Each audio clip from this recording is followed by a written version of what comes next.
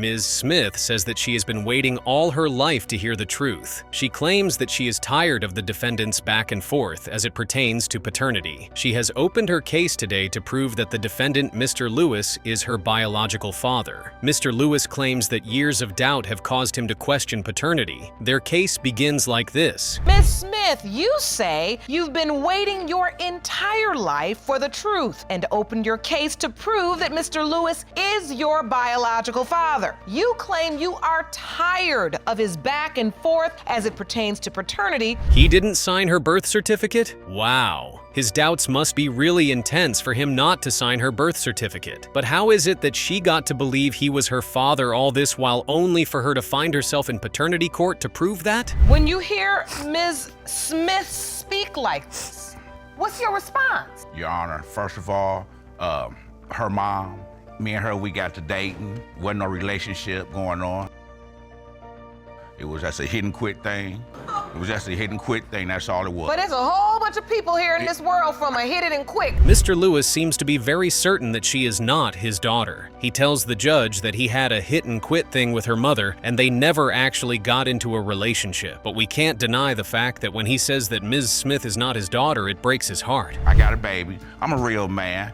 I go and see my ex-wife right there. Me and her, we was together. We went up there to see what was going on. When we went up there, I remember good as day, when we went up there, it was a conflict going on between Liz and her mother. Honestly, that's really commendable. Shows that Mr. Lewis is actually a good man. He explains to the judge that he took Ms. Smith to his house because he did not want her to get into the system because her mother dealt with the system at the time. My mother always told me that he was my father. She had no denial of him not being a father. She hasn't messed with nobody else. And I just feel like... She was a neighborhood bro.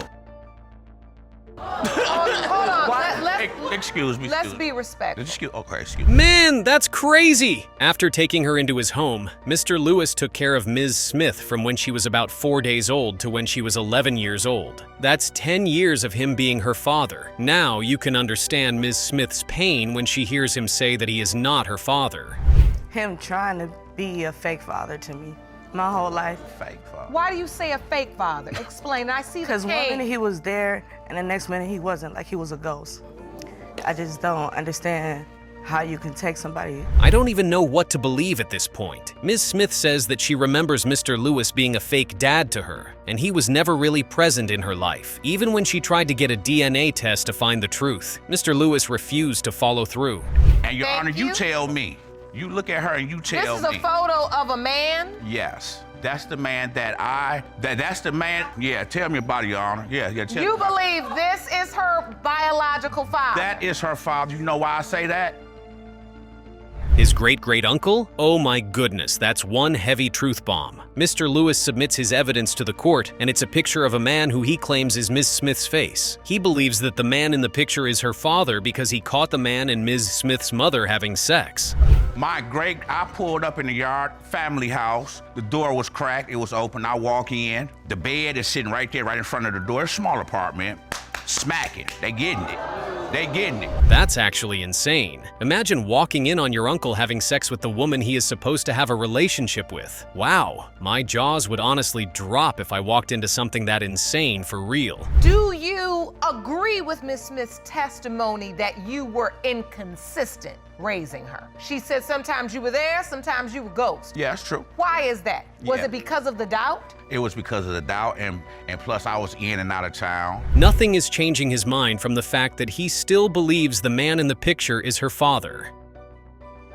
Mr. Lewis doesn't deny the fact that he was in and out of Ms. Smith's life, though. He says that he had doubts, and he also was doing a lot of traveling. Ms. Moore, I'd like to ask you, what do you know about this case? He had brought me his daughter. He told me he had a daughter. And I seen Brittany for the first time, and I said, wow, she looked just like you. And just to be clear, you are Mr. Lewis's ex-wife. Yes, I am. Mr. Lewis is on the hot seat now. His ex-wife, who happens to be one of Ms. Smith's witnesses, says that when he brought Ms. Smith home as a baby, he told her that she was his child, and she took care of her for quite some time before she split with Mr. Lewis. Ms. Lewis, thank you for joining us. What's your relationship to Ms. Smith? She is my sister, and the reason why I say that is because, my dad, he good at that, as in, like, he got a paternity test For the record, I just want to be clear. You are Mr. Lewis's Yes. daughter. Oh, yeah, that's my baby. Wow, even his own daughter says that Ms. Smith is her sister, and she has always believed that in her heart. Oh well. Let's get to the results and put this to bed once and for all. Mr. Lewis, you are not the father. Man, tie down. That's our father right there. That's him right there. Mr. Jenkins says that his girlfriend is a known cheater who has spent the last 2 years bouncing between him and her ex-boyfriends. He says that he doesn't believe he is the father, and this whole paternity issue has made him put a hold on their wedding. This is how their case begins. Mr. Jenkins, you say your girlfriend is a known cheater who has spent the last 2 years bouncing between you, her ex-boyfriends, and her co-workers, and can't be trusted. You say there is no way you are the father of her daughter Asher, and this paternity doubt. That is one heavy allegation. Mr. Jenkins begins by telling the judge that he doesn't trust his girlfriend because he has caught her cheating on him not once, but multiple times. What's funny is that she still tries to cheat on me even after being caught. But it's making me have more and more doubts as time goes on because I keep finding more and more cases. So it has eroded the trust. Yes, Your Honor. And you don't really have a foundation. No, Your Honor. Because at this point, you don't believe anything she says? No, Your Honor. Well, she's not denying the fact that she cheated. She says that when they initially got together, she thought about leaving him, and that's when she cheated on him. Mr. Jenkins always includes that he sleeps on the couch and does all he can for the child. Well, she ended up messaging me saying, hey, I'm staying late until 2 a.m. at midnight is when she was supposed to get off. So I drove by about, say, 1 o'clock, and I noticed the business was already closed. Then I realized there's only 2 vehicles there. There's her car and her ex-boyfriend's truck. Ow. That's enough grounds for suspicion, honestly. Mr. Jenkins says that he caught her cheating with her boyfriend when she claimed to be working late after office hours. He also found out that she had been texting him for more than 2 weeks before he caught them. That probably is true, but that we were talking as friends because, I mean, You were speaking like you had never broken up. well, we What were did the together. messages say, Mr. Jenkins? They were speaking about how I miss you and I love you and I wish I could be with you, but I'm busy right now. If you ask me, I'd say that Mr. Jenkins was the rebound guy. Judge Lauren asked Ms. Hensley if she still has feelings for her boyfriend. She replied by saying that she initially did when she started dating Mr. Jenkins, but she no longer has feelings for him. Somehow I feel that's a lie. So what happens from that point on? Well, we got another job, because it's kind of a reoccurring issue is that whenever she goes to a job, she ends up becoming friends with some cute guy she met there. But we were working at a factory at the time. I think you can see why I said earlier that it was a lie. Mr. Jenkins explains that even after he forgave her at their new job at the factory, she met a co-worker who she claims to find cute, and I'm sure you can guess what's going to happen next. Oh, he's so cute, but he knows about David with the tear eye. Yes, Your Honor. Was there a co-worker, Miss Hensley, that you were interested in? Yes, and we were friends, but I made it clear to him that I had a boyfriend, and that's why I told him about that, because people were trying to get me to leave David because they saw the way that he treated me. I'm with him on that. I am not buying that story. Ms. Hensley admits that there was a co-worker she had feelings for, but she also claims that she made it clear to the co-worker that she had a boyfriend, and he stayed away out of respect. I'm sure you're also not buying that story. I found out Shania was pregnant, and I didn't at first believe it because we had been together around 2 years at the time, and we were having sexual intercourse 2 to 3 times a day for the whole 2 years long. I'm talking like all the way through January, all the way through February, all the way through every single month. Wow. Now that is something I was not expecting to hear. Mr. Jenkins says that they've been having sex 2 to 3 times every day all the while they've been together. I find it funny that they've been having this amount of sex, and Ms. Hensley still felt the need to cheat. The thing I don't understand, Your Honor, is that out of all of those times, every single time was unprotected, and precautions were not taken to make sure that we did not have a baby. Your point is we had sex that many times a day for that many months. and she never got pregnant. Yes, Your Honor. Unprotected sex. Yes, Your Honor. That must be one hell of a health condition. Mr. Jenkins says that all the time they were having unprotected sex 2 to 3 times a day, she never got pregnant. Ms. Hensley replies by saying that she has a medical condition and that's why she wasn't able to get pregnant that period. That she had gotten pregnant because, as I mentioned before, all this time and she never once had gotten pregnant. So all of this made you have significant doubt, Mr. Jenkins. Yes, Your Honor. And that then affected how you felt for the baby. It's all because she broke my trust as soon as we first got together, Your Honor. Haha, that is hilarious. Mr. Jenkins says that he signed the birth certificate of the baby because at the time he had never seen a child come out of the mother's stomach. The shock from witnessing something like that made him sign the birth certificate. What is your relationship like with Asher now? She's 6 months old. I get along with her and she knows who I am, but I don't let her know. I don't call myself daddy in front of her. I want to be 100% sure because I don't want to raise a child that's not mine. I'm glad he is being honest about how he feels. Well, let's get to the results and see if he is the father of the child. Hopefully the results don't break his heart. Mr. Jenkins, you are the father.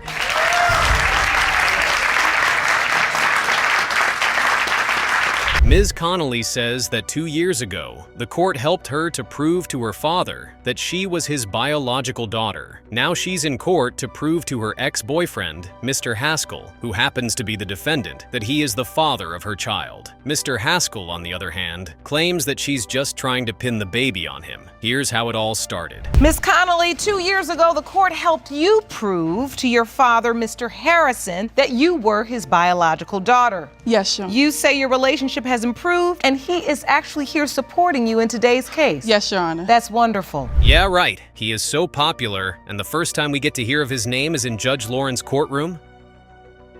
He sure is one hell of an artist. Well, the case starts off with Mr. Haskell trying to explain that Ms. Connally is trying to pin the baby on him because of his fame. So this particular day, I see Miss Connally, and she's new. I don't even know her. I come in, I say, "Can I get my usual?" She looks and says, "Who are you?" I'm like, "Well, I'm one of the most famous singers in DC. Like, you must not be from DC." This is just hilarious to listen to. Even Judge Lauren can't seem to hide her amusement that all of this happened before they even fit their order. Let's just say their bond happened because of their musical chemistry.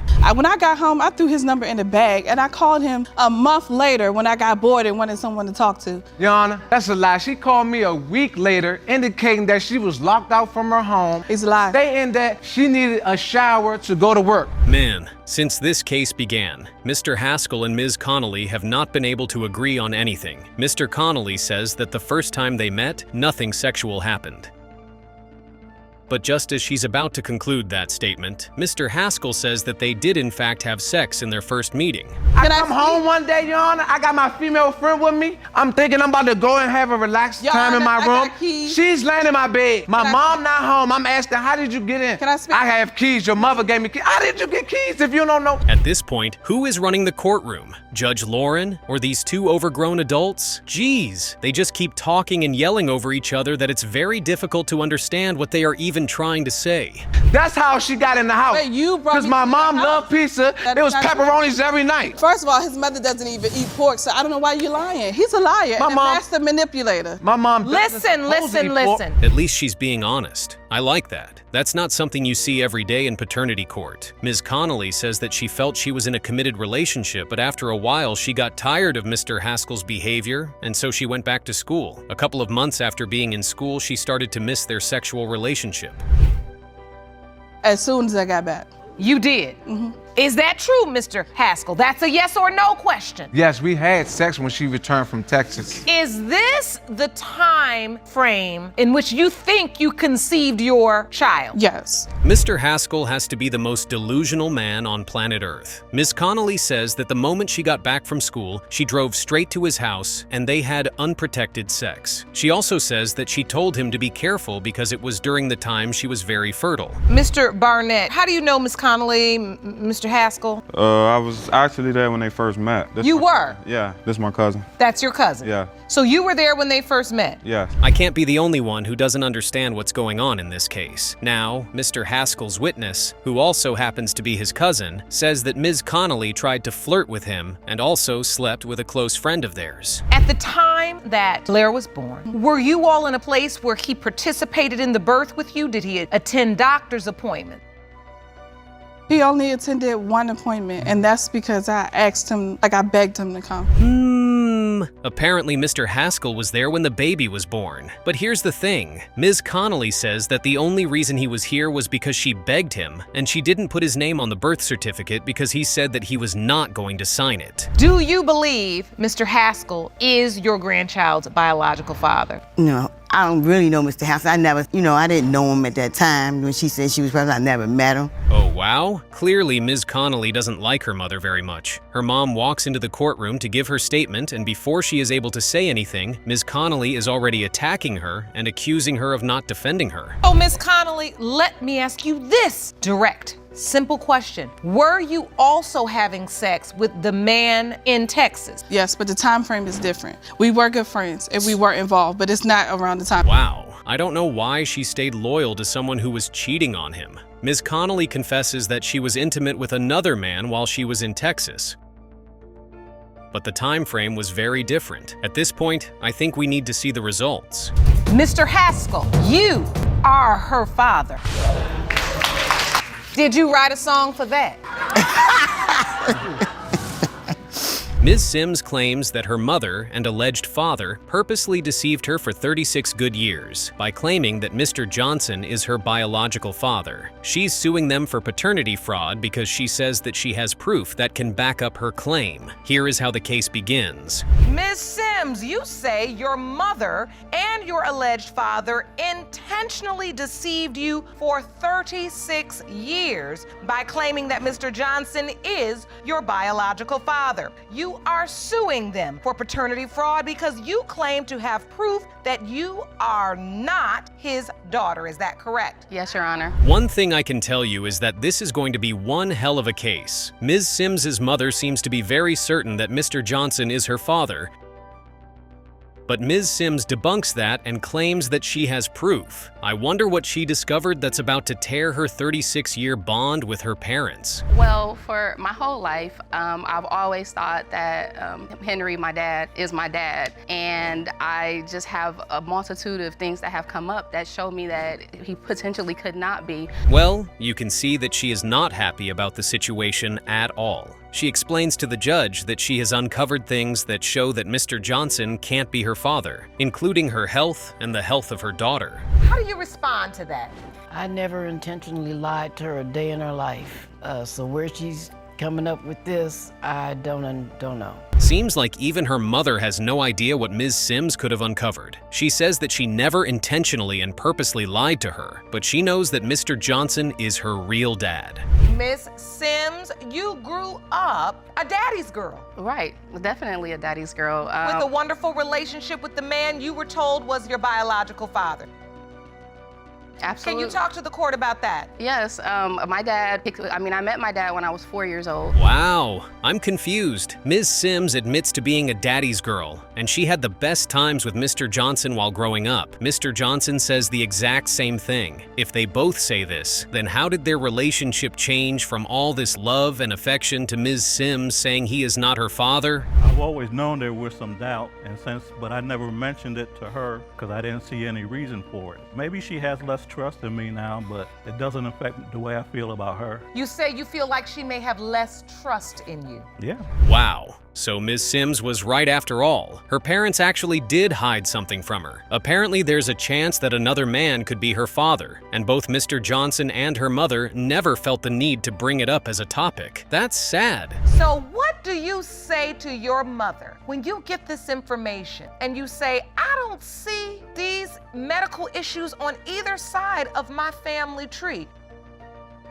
What do you say to your mom? Well, I actually talked to my dad first because, you don't ever want to, insult anyone or anything like that. And I actually talked to my dad about it. There's no lie in what she said. That definitely is a big pill to swallow. If I were to be in her shoes, I would definitely lose my mind. Thank goodness she confronted her dad about the situation. Who knows? Maybe she would have ever known that she might have another father. The possibility she may have another father, and is there something you hadn't told her? She was FaceTiming me on the phone, and when she mentioned it, she was laughing and giggling, so I thought she was joking. Just sad on all levels. No mother should keep such a huge secret from their child. It never ends well when they eventually find out. Ms. Sims says that when she asked her mother about the daddy thingy, she just brushed it off and thought Ms. Sims was joking about the question. We ended up getting acquainted and ended up being friends. And then after we got to be friends, you know, she'd come visit, we play music and talk and dump our problems on each other and stuff like that. It just went farther. Kind of got serious. Yeah. You all became, did you become a couple? Did you? No, we did not become a couple. She was already in a relationship. Haha, looks like her mind is working pretty well. Apparently, Ms. Smith was in a relationship with another man when she met Mr. Johnson. Mr. Johnson says that they slept together only once, but Ms. Smith seems to remember things being a little different than that. Mr. Johnson, what do you remember? You say you only had sex with Ms. Smith one time? We were seeing each other for about 2 months as friends. One day we took a shower together and we ended up in the bed having sex. Did you know she was in another relationship at the time? Yes, I did. That's why it took me so long. Oh, that is so true. No kid wants to hear that at all. Sounds so cringe. Oh well. Mr. Johnson says that he knew that Ms. Smith was in a relationship, and that's why they didn't have sex sooner. Like the judge said, all bets were definitely off the day they took the shower together. What did you do with that information? Who did you tell? I told him I was pregnant, and I told my ex I was pregnant. Okay, so at that point, as a young woman, you realized you were in a question of paternity. Aha, that makes sense. Ms. Smith says that she told both men she was pregnant. She goes further to explain that when she told Mr. Johnson at the time when they were still together, they broke things up and went their separate ways. Seems like he thought the baby belonged to her boyfriend at the time. And so, Ms. Sims, you just said out loud, but I didn't meet my father till I was 4. Mr. Johnson, take me to the day you met her. Her mom had contacted me and told me that I had a daughter. I went to meet her and walked in the house and she asked me, "Are you my daddy?" And I said no. That is so sweet. You can even see the smile on Ms. Sims's face that she remembers the moment that happened. Well, the results are in. Let's find out if Ms. Sims was right to doubt Mr. Johnson as her father. Mr. Johnson, you are the father. That's your baby girl. Ms. Williams and her 2 sisters are in court today because their mother's past promiscuous behavior led to them growing up without knowing their fathers. Their mom, Ms. Liddell, is also here to finally put an end to the paternity mystery because her daughters still punish her for past mistakes. This man who was supposedly had been my father, and we were all wanting to know, like his family, him, my aunt that raised me and Jasmine, we wanted the paternity test. This is about to be one chaotic case. One thing that we know already is that these girls do not like their mother. And maybe, just maybe, the mother doesn't like them too. Let's find out more. As growing up, family members would say, no, he's not your father. It was a rumor going around that. Who is that? James. The man who's going to appear in court today and has been tested. Yes. It's tasking trying to understand the issue at hand. The girls grew up thinking a particular man, James, was their father. But their mom would say during arguments that he wasn't. And then, this Mr. James doesn't treat all the girls equally because he doesn't think they're all his. He calls out her name.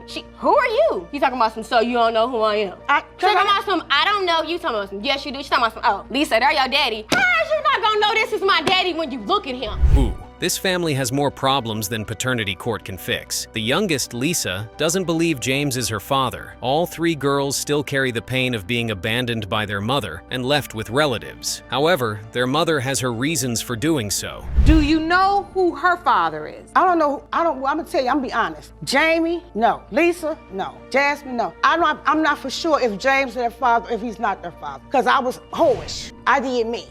It's easy to see where the girls are coming from. The woman has no idea who the father of any of her 3 kids is. This means that even Mr. James Williams might not be the father of any of them. You are these young girls' biological father. Do you believe that?